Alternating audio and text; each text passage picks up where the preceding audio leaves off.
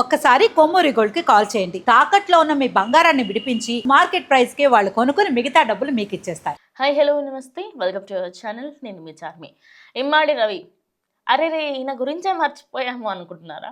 Yes, నేనే కాదు, మీరే కాదు, చాలామంది ఈయన గురించి మర్చిపోయాం. ఎందుకంటే కస్టడీలో ఉన్నారు, ఏదో రిజల్ట్ బయటకు వస్తుందిలే, ఏదో చెప్తారులే అన్న ఆ ఉద్దేశంతోనే అందరం కూడా ఉన్నాను కదా.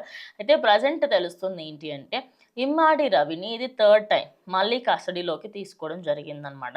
అయితే ఆయన పైన పోలీసులు ఇప్పుడు మాత్రం 15 రోజులు కస్టడీకి తీసుకున్నారు. అంటే ఈ 15 రోజులలో ఆయనకి సంబంధించి కంప్లీట్ డీటెయిల్స్ తీసుకునే అవకాశం ఉంది అన్నట్టుగా పోలీసులు అయితే మాట్లాడినారు. మరి ఇమ్మాడి రవిని మూడోసారి కూడా కస్టడీకి తీసుకోవడానికి గల కారణాలు ఏమిటి అంటే, ఫస్ట్ టైం తీసుకున్నప్పుడు, సెకండ్ టైం తీసుకున్నప్పుడు ఎలాంటి డీటెయిల్స్ బయటకు రాలేదా, ఏమీ చెప్పలేడా అంటే ఎస్, ఏమీ చెప్పలేడంట.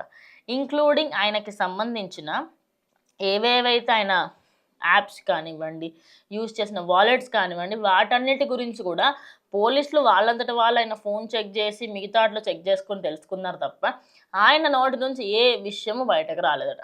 అండ్ చాలామంది ఆయన చెప్పడం ఇంకా వదిలేసేయండి అని చెప్పేసి ఇటు పోలీసులు కూడా ఒక స్టేజ్ తర్వాత ఇంట్రెస్ట్ అనేది చూపించడం మానేశారు.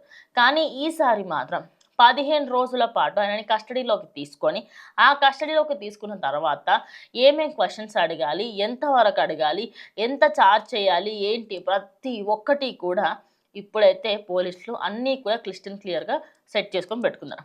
ఈ 15 రోజుల పాటు ఆయన పైన ఉన్న 5 కేసెస్తో పాటు అదేవిధంగా సినిమా ఇండస్ట్రీకి సంబంధించి తీగ లాగితే డొంక కదులుతుంది అంటారు కదా, అదేవిధంగా ఇప్పుడు ఈయన తీగ లాగితే ఎక్కడెక్కడ వీళ్ళకి సంబంధించి అంటే ఓన్లీ టాలీవుడ్ సినిమాలే బయటకు రావండి. చాలామంది ఇదొక మిస్కన్సెప్షన్లో ఉన్నారు. బేసిక్గా ఓన్లీ టాలీవుడ్ సినిమాలు వస్తాయన్నో, మూవీ రూల్స్ ఓపెన్ చేయండి మొత్తం బాలీవుడ్ కూడా ఉంటుంది అందులో.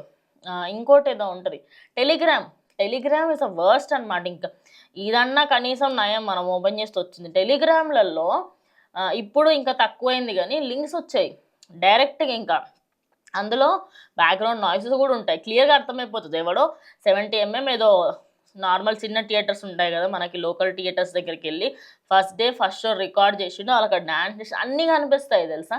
అది అంత లెవెల్ ఆఫ్ పైరసీ జరుగుతూ ఉంటుంది. ఒక్క దగ్గర పైరసీ ఆపినము అన్నందుకు చాలామందికి ఏంటంటే ఐబొమ్మ అనేది ఎక్కువగా వినిపించి ఇమ్మాడి రవి ఈయన చేశాడు అనేది అందరికీ గుర్తుండిపోయింది. కానీ అందరం మర్చిపోతున్న విషయం ఏంటంటే ఇప్పటికీ ఇంకా పైరసీ జరుగుతుంది. అది ఇలా చాలా ప్లాట్ఫామ్స్ ఉన్నాయి, ఒకటా రెండా, ఆల్మోస్ట్ ఒక 100లాది ప్లాట్ఫామ్స్ ఉన్నాయి. మా వాళ్ళకి నేను డిస్ప్లే చేయమని చెప్తా పేర్లన్నీ. బాపం టీవీ అని చెప్పేసి అదొకటి ఉంది, మూవీ రూల్స్ అని ఒకటి ఉంది, దాని తర్వాత ఇంకోటి ఐటీవీ అనేదో ఉంటుంది, అందులో కూడా ఒకటి వస్తుంది. నేను ఫస్ట్ ఒకసారి చూసాను అనమాట. నార్మల్గా అందులో తెలుగు, హిందీ, ఇంగ్లీష్ అన్ని సినిమాలు ఇంక్లూడింగ్ బీహారీ సినిమాలు కూడా వస్తాయి. అది అంత లెవెల్లో పైరసీ చేయగలిగే కెపాసిటీ ఇండియన్స్లో చాలామందికి ఉంది. ఏదో మనం ఇమ్మాడి రవి కేసు ఒకటి బయటకు రాగానే సాధించాము, మేము ఏదో పొడిచేసాము అని చెప్పడం కాదు. పోలీసులను అనట్లేను, అలా అని చెప్పేసి నేను ప్రజల్ని కూడా తప్పుపడుతున్నాను. ఎందుకంటే ఇలాంటివి మనం ఎంకరేజ్ చేస్తున్నాం. ఇంక్లూడింగ్ నేను కూడా చాలాసార్లు చూసానండి, నేనే చెప్తున్నా, ఐబొమ్మలో నేను చాలాసార్లు సినిమా చూసాను. కానీ ఎందుకు టికెట్ల రేట్ల విషయానికి సంబంధించి ఇవన్నిటి గురించి అందువల్ల నేను చూశాను. ఇప్పుడు ఇమ్మాడి రవి ఈ థర్డ్ కస్టడీలోనైనా ఏమైనా చెప్తాడా అనేది తెలియదు.